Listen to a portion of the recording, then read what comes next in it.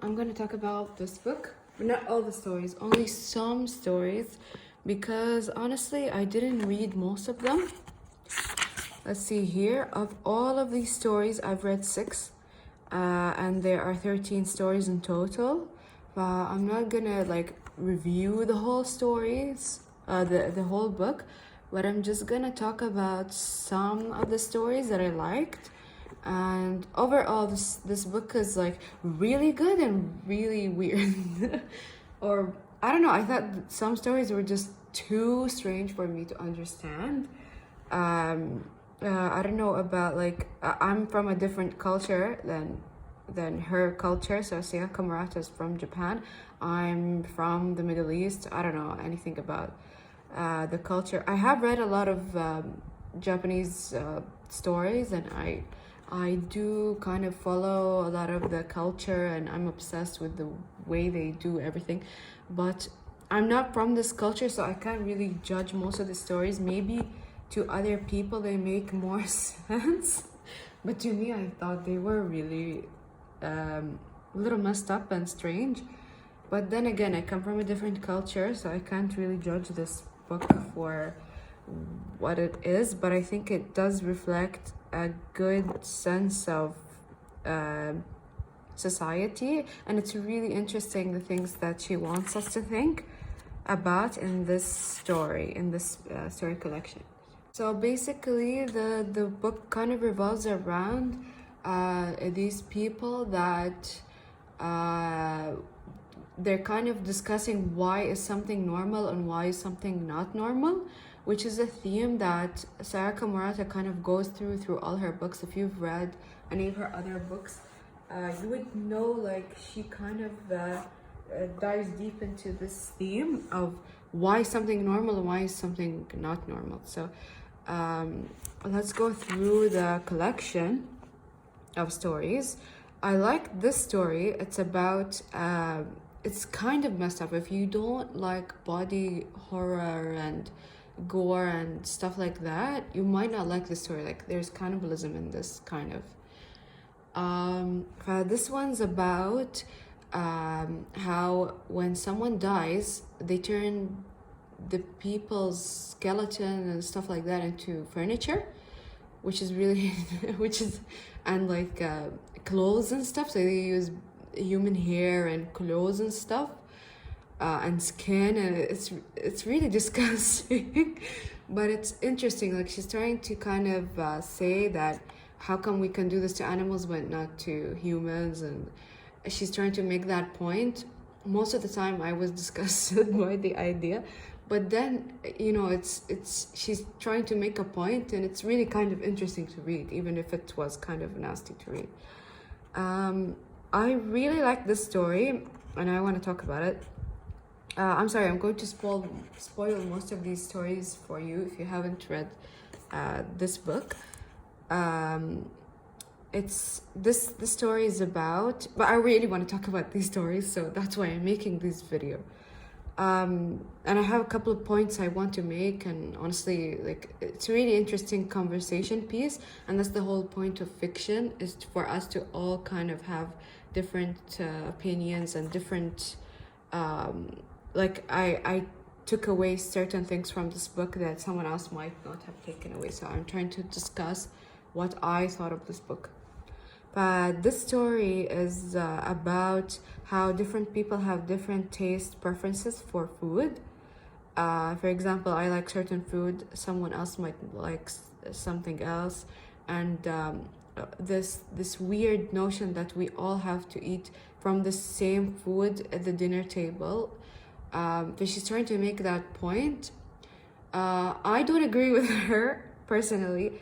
I think that food kind of connects people. So for example, like it has like a nostalgic feeling, like even if it doesn't taste that good, sometimes you kind of, because you're raised in a certain community, certain type of environment, you end up liking food that someone else doesn't like. I think that's what she's trying to say, like different type of people like different types of things. But I think that, for example, for a household, we all eat the same food so that we can I don't know if I agree with her or not. Now I'm thinking about it, and maybe I do agree with her. She made me think. That's why I like this story, because it was such a it's so hilarious, but it's also like really deep and interesting in a way that, like, for example, I don't like chicken. Why do I have to sit at the dinner table and eat chicken with you even though I don't want to eat chicken? And like, I don't like fish, so I have to sit with you and eat fish. Like, I don't know, I have dealt with this as like, I sat with people, for example, they like fish. I don't like fish, but in order to sit with them I have to to eat to eat fish so that I can sit with them. It's really strange.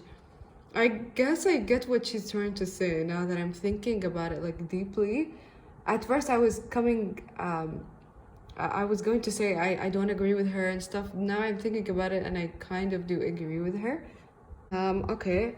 I skipped these three stories mainly because maybe I didn't like the beginning of them, or I just didn't connect with, like, I read a little bit of them and I was like, this is boring, or I didn't like it. So that's why I skipped them. I read this one. I thought it was really, really weird. But also, like, it's kind of interesting. It's about this girl who finds this businessman guy and she raises him as a pet. Like, he's a feral animal, yani. I thought that was such a weird story. I think she has a point behind it, but it's really uncomfortable for me to think about, like, this man being turned into a pet, and this little girl is like bringing him food like he's a dog or something. I don't know how I feel about that, but she's trying to make a point, like, he's under a lot of pressure and then he goes, like, he runs away and then she finds him. I don't know what the point of the story is, but this is what's interesting about certain stories. Like, you don't understand them, but they do connect with you in a deep level, which means that they were effective as stories. So I think that it makes sense for me not to understand it, but I feel like my subconscious understood it in a sense. But I feel like I'll give this a couple of more years, more months to kind of interpret it in a way. That's what I do with most stories I don't understand. Like, for example, I really liked Kafka on the Shore by Murakami. This is what I like about Japanese literature. I don't understand it, but I do subconsciously understand it. Like, it does change something within me. Like, I do understand the complexity and the connectivity of the theme. And I do sense what the story is about, but then at the end, I don't really understand completely what it's about. Sometimes I can easily interpret a story, but sometimes I'm just like, what are you talking about, Yani? This story, Life Ceremony, which is basically what the title of the book is about cannibalism. This is the story that's about cannibalism. So if you don't, if you're disgusted by these themes, don't read this story, because it's like heavily gore. There's a heavy gore description within this story. And it's about, like, people that eat. So basically, in this world, people can eat the corpse of the person that the funeral is held for. So if you go to a funeral, you have to eat the flesh of the person you're going to the funeral for. But when I was reading it, I was laughing hysterically because, like, the people would say, like, oh, Mr. what's his name? His meat tastes great. And they would tell his wife, and his wife would be like, yes, you. So the story was really messed up, but I get what she's trying to say at the end, and it was a little like life stops and life begins, and it was about death and life and love and all that stuff, but it's just really disgusting, this story. So I think I like the idea of it, but I couldn't read it. because after a while my stomach started turning, and I was disgusted by the description of them chopping his family members chopping his meat so that they can make food. And it was just very uncomfortable for me to read it. And at the end they were eating the food, and she kept going on for like 5 pages just describing how they chop up his meat, and it was the most disgusting thing. So I don't know if you're disgusted by this. Don't read this part. These two, I think, were no, these three, I think they were my favorites. This one puzzle is about this girl who sees humans in a way that she sees them as organic organisms. So basically everything for her has some kind of cycle. So they kind of eat food, and then they kind of sweat, and they go to the bathroom, they throw up, they have like these eyes that release water, they cry, so she's like obsessed with the way with humans as an organism. She likes looking at them, and she's intrigued by them, but that's because she doesn't see herself. So she knows she's an organism, and she does the same thing these people do, and she just doesn't see herself as an organism. She sees herself as like this kind of pale zombie, and she kind of reflects. She knows she has a heart, she knows she has a stomach and stuff, but she sees that these things in others. So she kind of like, for example, she sees her heart, or she sees the heart. She kind of creates this symbol for a person, like this person is a heart. So she kind of symbolizes this person through organisms, and then she goes at the end, she sees the whole city as one organism, one huge organism. And I really like this story because of the description. So I kind of visualized it in my head, and at the beginning you kind of just see the way she sees, like she kind of describes it in a very technical way, like they sweat, they didn't. But then afterwards it kind of, the description turns into this fluid painting, so you see things through her eyes, and visually everything starts kind of melting into each other. And it's so good the way at the end you stop seeing humans, you start seeing them as organisms. So she starts saying like, this person spoke through like these lips, and the thing that brings air and the lungs, and so she starts speaking like in a way that it's like an organism, it's not a human, yani. So she kind of, the human melts away, and then she just sees organs, and it's such a cool story. It's such a good story. And I think this one was my favorite, so Eating the City, because I'm an architect, and I work in, like, I'm kind of working in the urban planning section. I really connected with this story because she kind of brings up the concept of foraging within a city context. So she was saying, for example, she grew up, like, she would go to her grandmother's house like, she lived in the countryside, and she would go foraging and playing in like the backyard, and she would pick strawberries and stuff. And in the city she can't do that, so she buys food from the convenience store, and it's like this really disgusting food. It's way different than the food she would forage for, or that's picked by hand or natural. So she's missing that natural aspect of the living space, which I really think is a cool concept.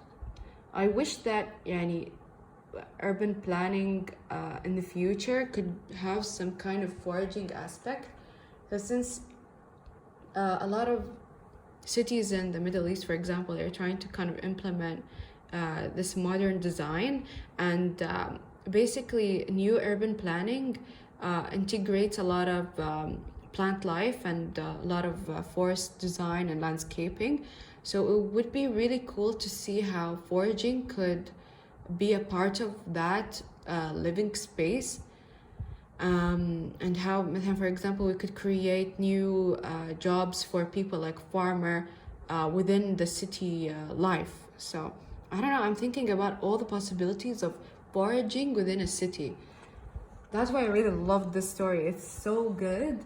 It made me think about the urban design aspect of the city, like what she's doing. So she kind of describes so she got sick of eating these vegetables and fruits from the convenience store. So what she does is she goes around the city and she says like there are no like fresh fruits and stuff, where she can't pick strawberries anywhere. So she picks these weeds.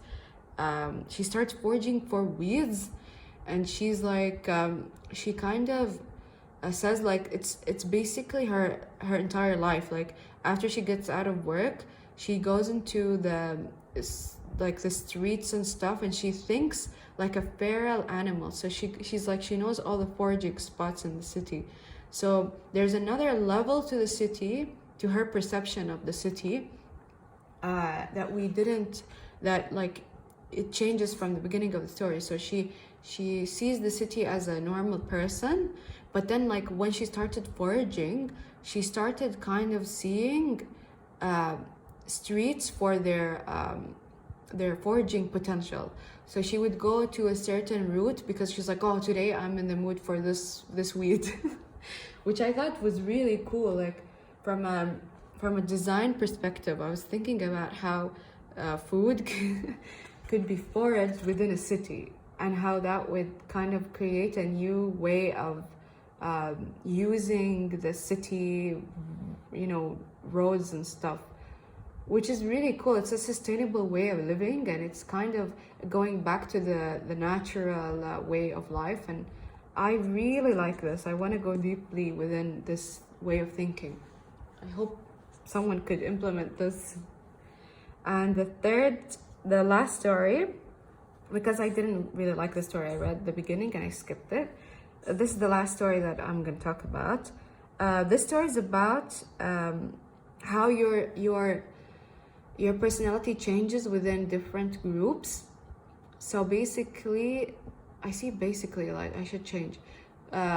In in like a summary, basically. Oh my god, I said basically again.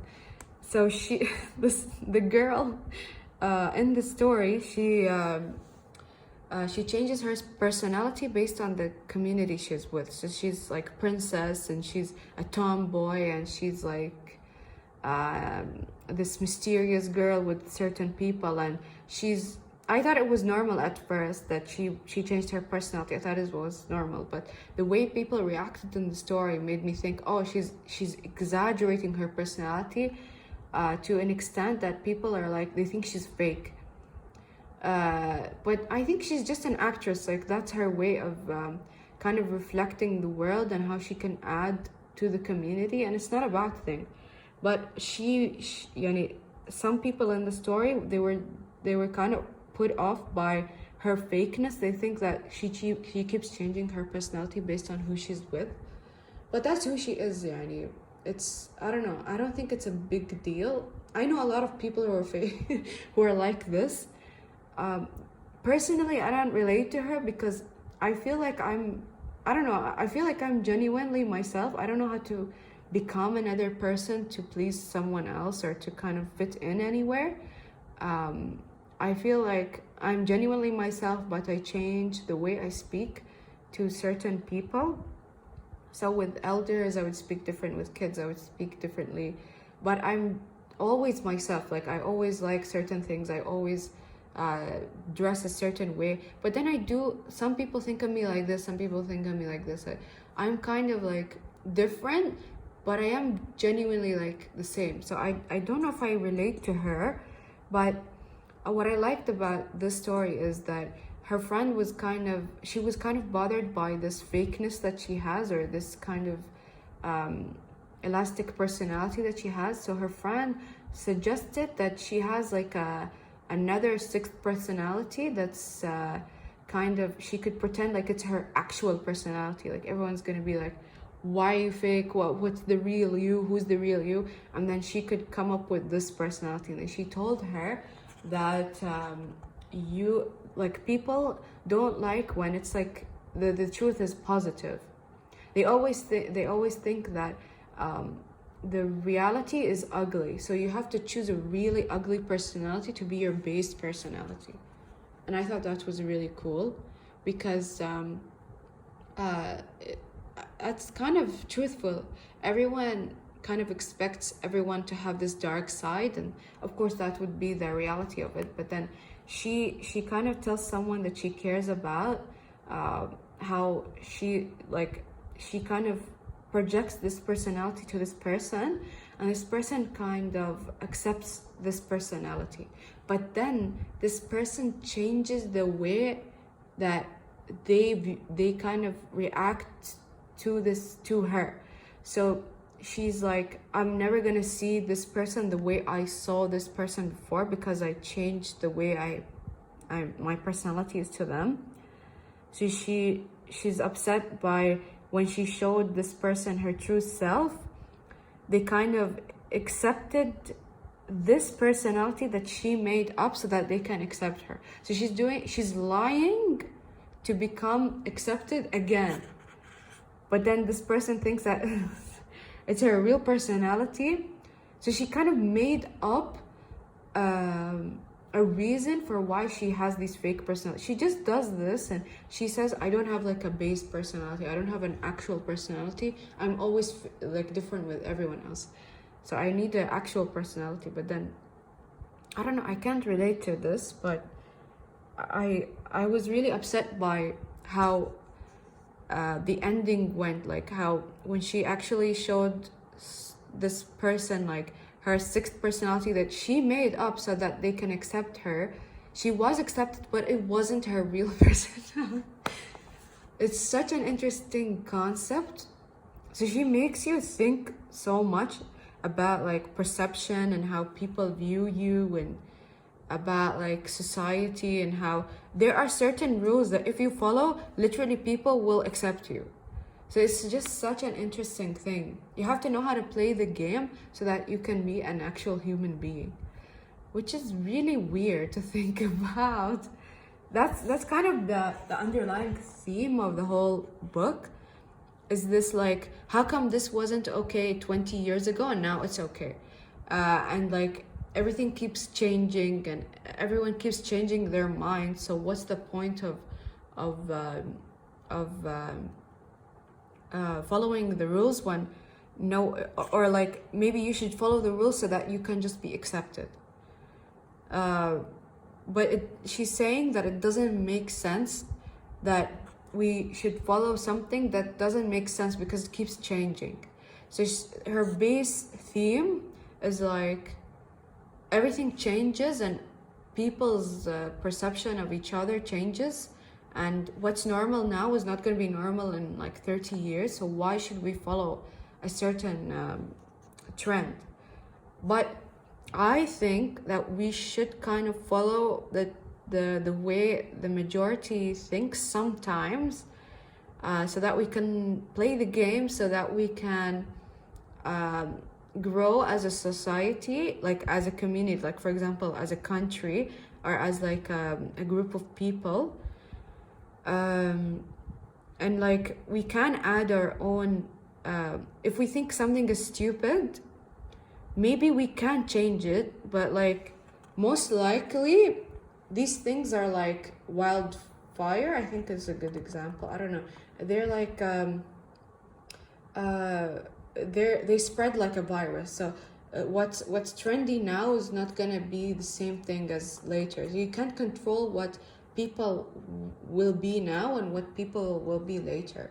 So in a way it's like no one can pinpoint what makes a society or like a trend now. So it's like it's kind of a confused, it's really interesting to kind of dive deep into the thought process behind her books, because at the end, like I know it's not a part of this collection, but I read Convenience Store Woman before I read this, and she goes through the same themes. So she goes through like this woman, she just wants to work in the convenience store, but society tells her you have to get married, you have to have kids by this age, you have to have you have to progress in your job and stuff. But I really agreed with her, the woman that works in the convenience store, because all she wanted was to just work in the convenience store. That's like literally her life purpose. She just doesn't want to do anything else. So why does society put that pressure on her? So I don't know, it's just a really interesting thing to think about. And yeah, I just really wanted to talk about it. It's just such a fun book to talk about. And I don't know anyone that has read this book, and I just want to talk about it. That's why I made this video. That's all I have. This is Convenience Store Woman, her other book that I was talking about. It's about this woman who works in a convenience store, and she wants nothing more than to just work in a convenience store. So just for context, this is what I was talking about.